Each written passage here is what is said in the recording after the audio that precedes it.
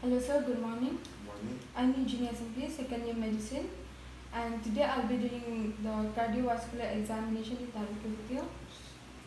Sir, may I know your name and age? My name is Hafsa and my age is 21 years. So while coming here, did you climb any stairs or take any caffeine? No. Okay, then I'll let the patient rest for 5 minutes. Now I'll be checking the patient's hand to see if there is any scars or fistula or lymphedema.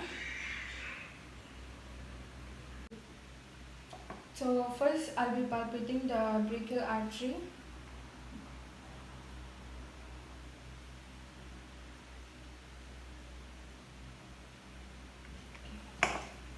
Can I roll this slip?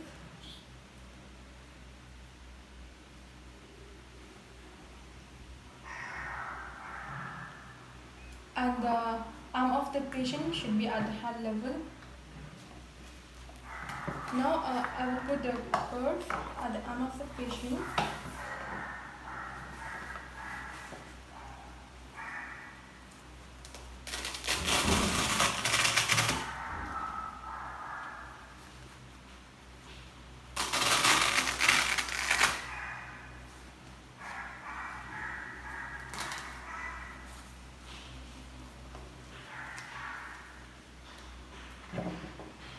So first I'll be palpating his radial.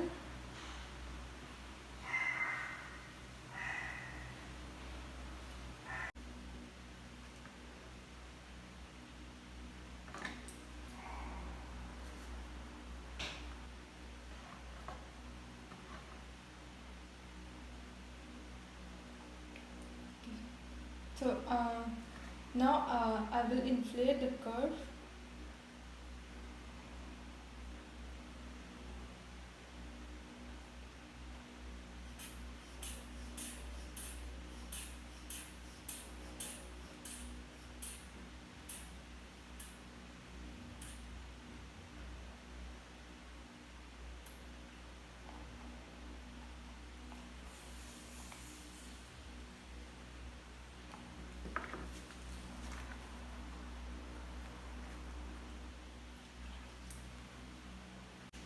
So the estimated systolic pressure is 120 and I'll add 30 to it, which is 150 mmHg. And now I will be placing my stethoscope at the brachial artery.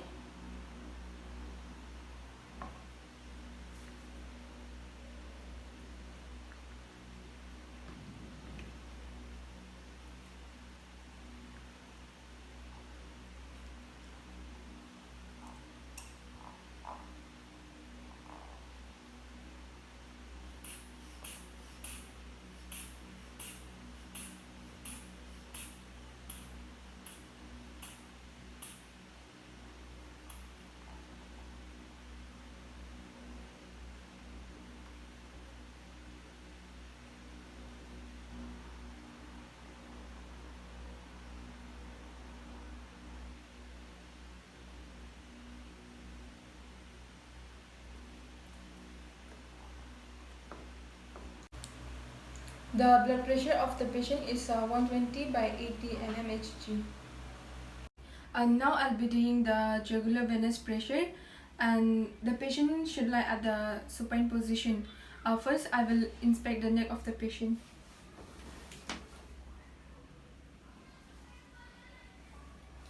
Okay.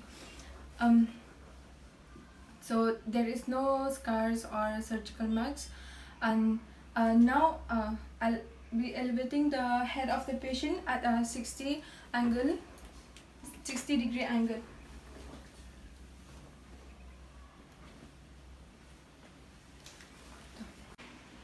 Okay, so now we will proceed to the next examination.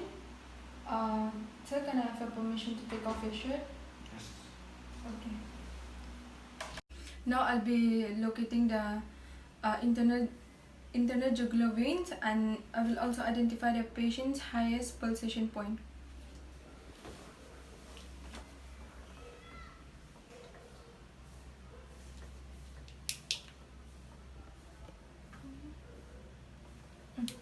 Now I will place the scale at the sternal angle and the other scale at the right angle.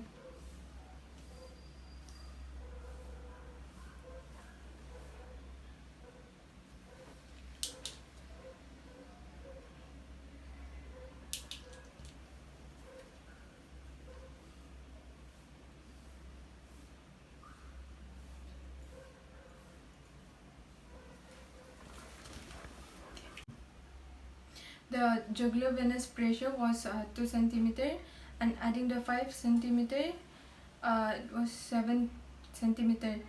So if it was above 8 centimeter, it would consider abnormal. Now the carotid artery. First I will palpate and auscultate the carotid artery.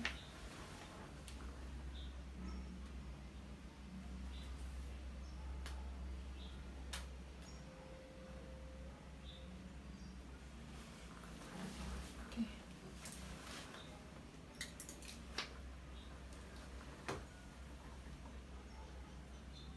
Can you please inhale and hold? This is to listen for any breath. Okay. Yeah. Now I'll be palpating for hips and trills. For hips,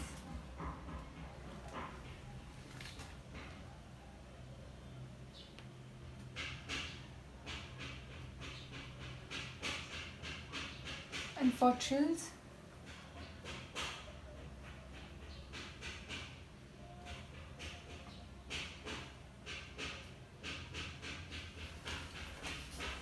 now I'll be locating the apical impulse of the patient. First, I'll be using the pen light.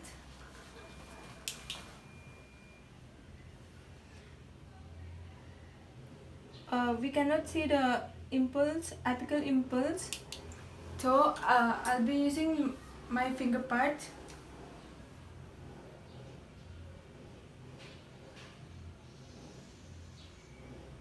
And still, if we're not able to see the apical impulse, then I'll ask the patient to roll at the lateral decubitus. And I'll be using the ruler. By putting the ruler at the apical impulse from the mid-clavicular lines. Okay, so the apical impulse of the patient is from the mid-clavicular line is 2 centimeter. The apical impulse is at the 5th intercostal space. Now is the auscultation of the heart. I will listen at the apex and I will identify the rhythm.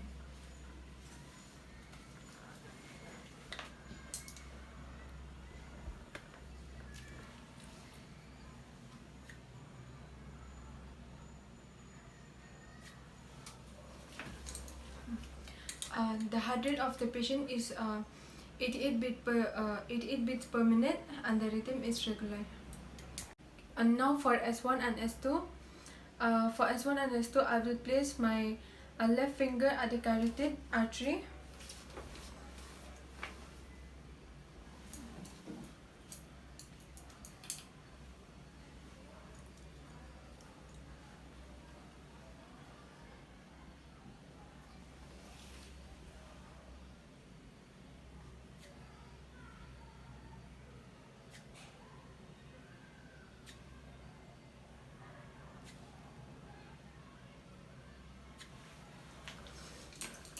So the S1 is heard more at the apex and the S2 is heard more at the base. So the interval between the S1 and S2 is shorter and S2 and S1 is longer.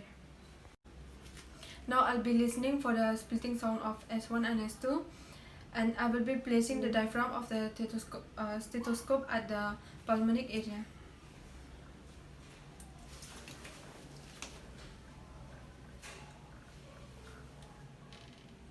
So can you please breathe in, breathe out. The breathing is normal and there is no splitting sound. Auscultation of S3 and S4. I will be placing the bell of the stethoscope at the apex, and I will ask the patient to roll at the left lateral decubitors.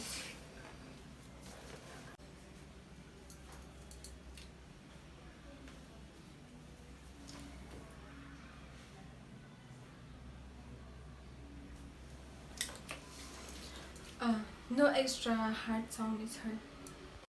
Now I'll be listening for the murmur by using the inching technique, and I will be placing the bell of the stethoscope.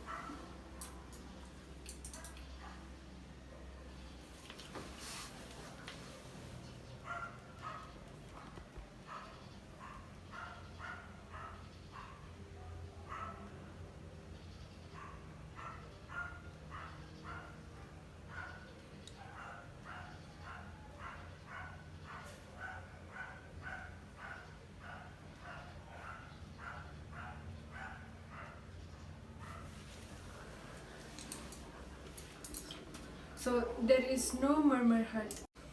So with this, I'm done with the cardiovascular examination. Thank you.